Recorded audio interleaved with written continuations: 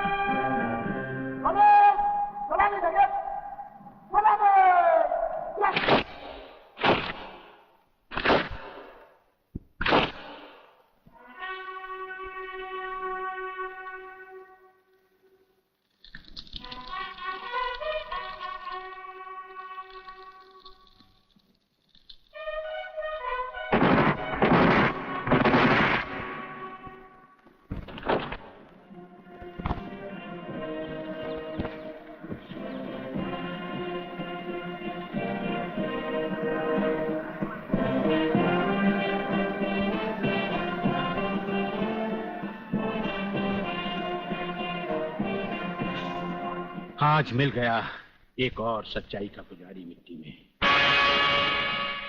आग इनके शरीर को तो राख कर देगी, लेकिन इनकी आत्मा की आवाज कभी मिट नहीं पाएगी। पुलिस डिपार्टमेंट के इतिहास में डीआईजी रुद्र प्रताप चौहान का नाम सुनहरे अक्षरों में लिखा जाएगा। बहन, भगवान की मर्जी के सामने इंसान बेबस है। मुझे आपके परिवार के साथ पूरी हमदर्दी है। बहुत हो गई हमदर्दी। मंत्री साहब, ये भाषण बंद कर दीजिए। कुछ ही दिनों के बाद आप ही के डिपार्टमेंट के लोग जब इनका घर खाली करवाने जाएंगे ना, तब मैं पूछूंगा आपको हमदर्दी के बारे में। Bagle, control yourself. जब तक हमारे डिपार्टमेंट के गद्दार और खादी के कपड़े के पीछे छिपे हुए दरिंदे जिंदा रहेंगे ना, ये चिताएं ऐसी ही जलती रहेगी, एक के बाद एक। कुछ चंद सिक्के मिलेंगे भाभी को सरकार की तरफ से भविष्य के लिए। Bagle, stop it. बोलने दो इसे, ठीक ही तो कह रहा है। लेकिन मैं वचन देता हूं कि डीआईजी रुद्र प्रताप की कुर्बानी व्यर्थ नहीं जाएगी। मैंने दिल्ली में केंद्र सरकार से बात कर ली है। इनकी हत्या की तुरंत ही न्यायिक जांच होगी। आज तक कौन सी कमेटी ने सही जांच करके मुजरिम को सजा दी है? यह आपकी कमेटी समिति की जांच की फाइलें होती है ना, ये ढुलमुल सरकार बदलते ही गुम हो जाती है। न्यायिक जांच करेगी दिल्ली, अंधी और वैरी दिल्ली। ये दिल्ली बस मुंह है इसलिए पटर पटर करती रहती है। ये करना है, ये होना चाहिए, हमें दिखाना है। बस दिल को तसल्ली देने के लिए अच्छा लफ्ज है दिल्ली। इंस्पेक्टर वागले, मैं तुम्हें सस्पेंड करता हूं। बस सस्पेंड होते होते मैं थक गया हूं। निकाल दो मुझे नौकरी से। सच्चे पुलिस की या तो मौत होती है या तो सस्पेंड किया जाता है। इस वर्दी ने मेरे हाथ काटे, वरना एक एक के गले चीर देता मैं।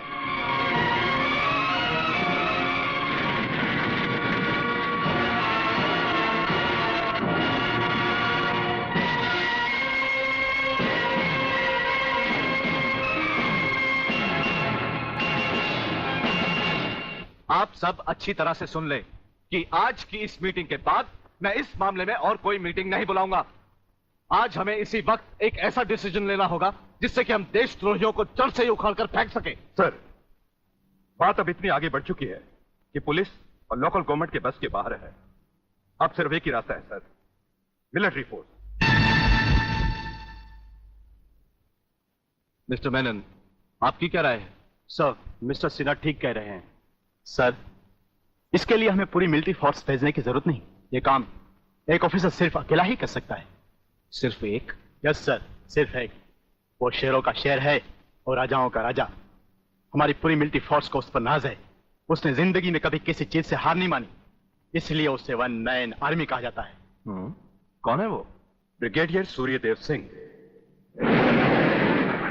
1962 की जंग में मेजर सूर्यदेव सिंह ने दुश्मनों के कई हवाई जहाज अपने कभी न खाली जाने वाले तेज निशाने से मार गिराए। उनकी इस दिलेरी और बहादुरी की कद्र करते हुए सरकार ने उन्हें परमवीर चक्र से सम्मानित किया और उसी के साथ मेजर से ब्रिगेडियर बना दिया। ऐसी ही बहादुरी और जांबाजी उन्होंने 1965 की जंग में भी कर दिखाई। टैंक युद्ध में दुश्मन के दांत खट्टे करते हुए ब्रिगेडियर सूर्यदेव सिंह आगे ही बढ़ते चले गए। खुद अकेले ही मशीन गन लेकर दुश्मन के खेमे में घुस गए और दुश्मनों की 4 चौकियों पर तिरंगा लहरा दिया। सिर्फ यही नहीं, इससे भी बढ़कर दिलेरी और बहादुरी उन्होंने 1971 की जंग में भी कर दिखाई और दुश्मनों को मुंह तोड़ जवाब दिया। सत्यवादी दुबे, दोगले के औलाद ये कौन सी फिल्म लाया है? हमें उसकी सूरत देखनी है, उसकी बहादुरी की चर्चा नहीं सुननी। अरे जंग के मैदान में कोई भी तिस्मारखा बनकर वीर और परमवीर चक्र झटक लेता ही है, लेकिन वो कितना भी बहादुर क्यों ना हो, मेरी तलवार की धार से और गोलियों की बौछार से उसे कोई नहीं बचा सकता। कोई नहीं। ना तलवार की धार से, ना गोलियों की बौछार से। बनना डरता है तो सिर्फ परवरदिगार से।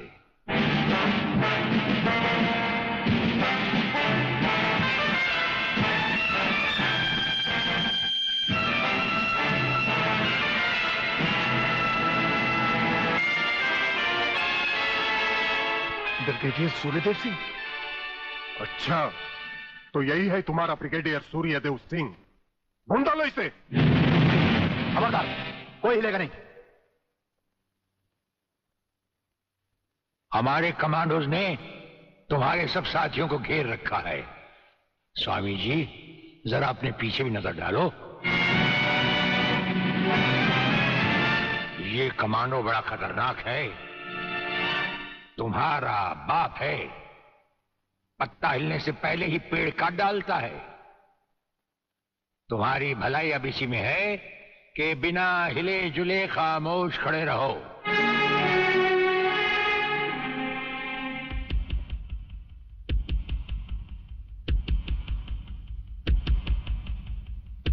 दुबे नाम है सत्यवादी। सत्यवादी दुबे। जैसे गधे की पीठ पर घोड़े की जीन अच्छी नहीं लगती, वैसे ही तुम्हारे कंधों पर ये सितारे अच्छे नहीं लगते। और ये कमरबंद पेटी भी अच्छी नहीं लगती।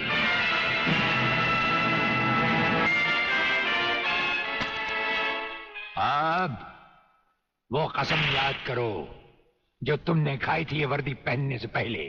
हम कसम खाते हैं कि हम पूरी ईमानदारी और वफादारी से देश और कानून की रक्षा करेंगे।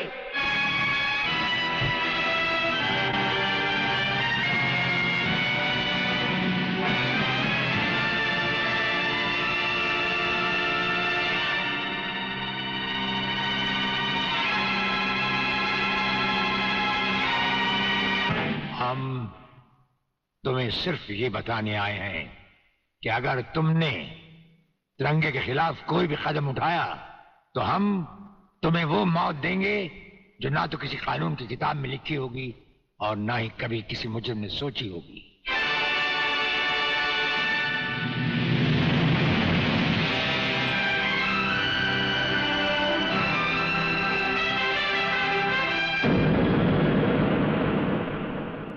Hello, inspector Wagle speaking.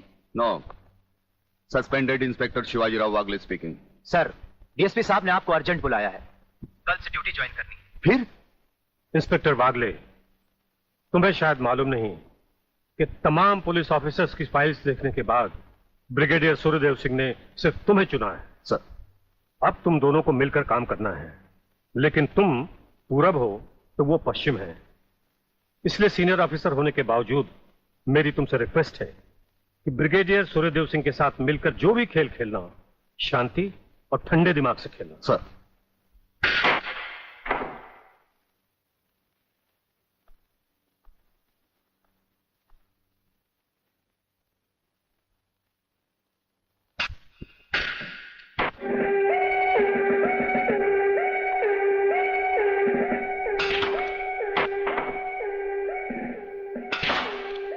बड़े प्यार से खेलते हैं आप।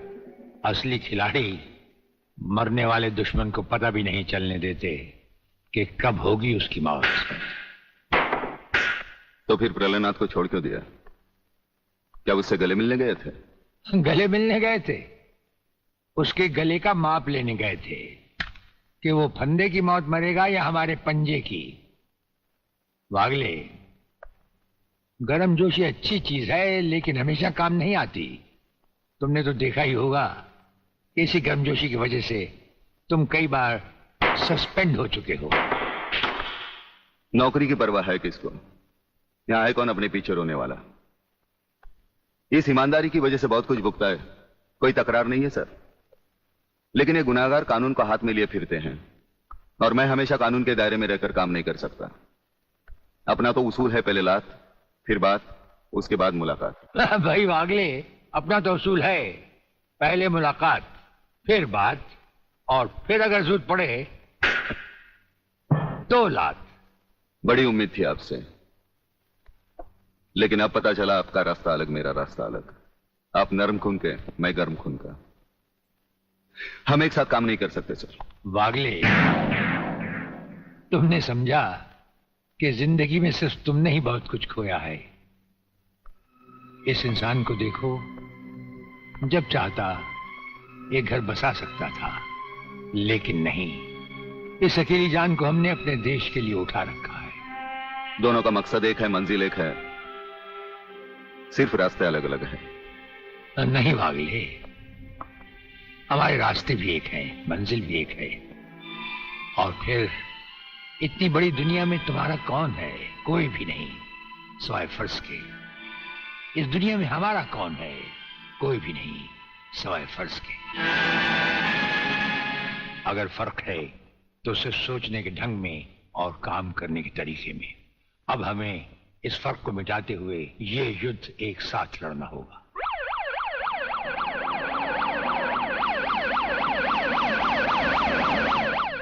मुझे अपनी जान की तो परवाह नहीं है, लेकिन आप इस तरह खुलेआम गाड़ी में घूम रहे हैं, यह खतरा मैं उठा नहीं सकता। जिस गाड़ी में तुम बैठे हो ये मामूली गाड़ी नहीं। मामूली गाड़ी मामूली आदमियों के लिए होती है, ये गैर मामूली गाड़ी है, एक गैर मामूली इंसान के लिए। बुलेट प्रूफ, और इसमें ऐसे ऐसे गैजेट लगे हुए हैं जो बम से लेकर पटाखे तक की खबर में मिल जाती है। लेकिन इस वक्त हम जा कहां रहे सर? गाड़ी रुकने पर तुम्हें खुद ब खुद पता चल जाएगा।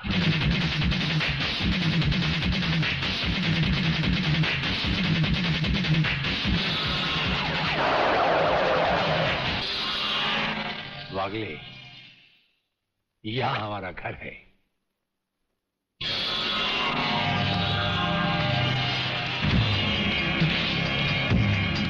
यहां तो सिर्फ चारों तरफ जंगल ही जंगल नजर आ रहा है, रहने की तो कोई जगह ही नजर नहीं आ रही।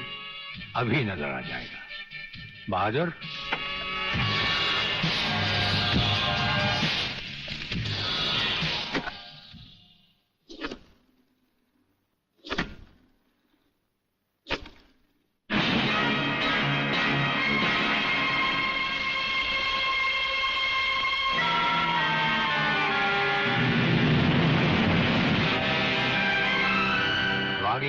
ये ऐसा बंकर है जिसका अता पता सिर्फ हमें या एक हमारे खास आदमी खबरीलाल को है, और आज से तुम्हें होगा।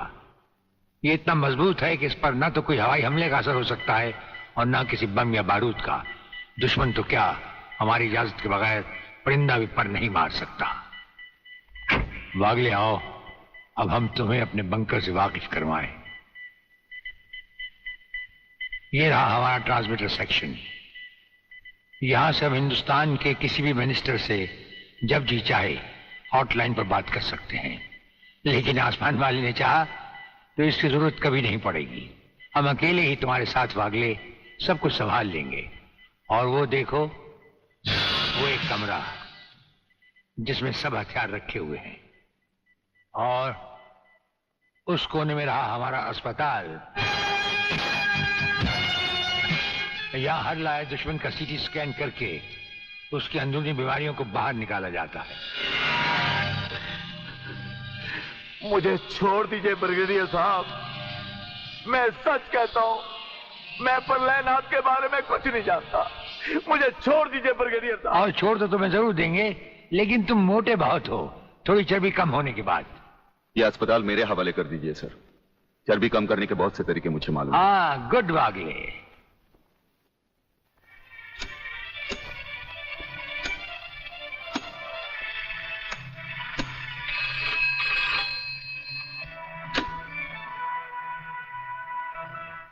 नमस्कार सर, मैं खबरीलाल बोल रहा हूँ। ओ खबरीलाल, आज के मुख्य समाचार ये हैं कि प्रलयनाथ गुंडा स्वामी ने खतरनाक किलर बब्बन खूनी को आपको खत्म करने के लिए एक बहुत बड़ी सुपारी दी है। हमारे नाम की सुपारी खाने वाले को जिंदगी भर दांत चबाने पड़ेंगे। ये हमारे नाम की सुपारी खाने वाले चमगादड़ के खाने पीने का ढाबा कहाँ है खबरीलाल? शहर से 40 मील दूर काली पहाड़ी के पीछे उसका एक अपना बहुत बड़ा मैंगो फार्म है। आज के समाचार समाप्त हुए।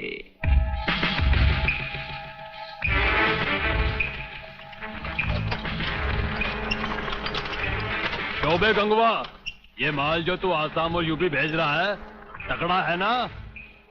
तगड़ा क्या सरकार, ये नंबर 1 फसल है, नंबर 1। अरे 25 मीटर दूरी पर जाती हुई गाड़ी को ये ऐसे उड़ाता है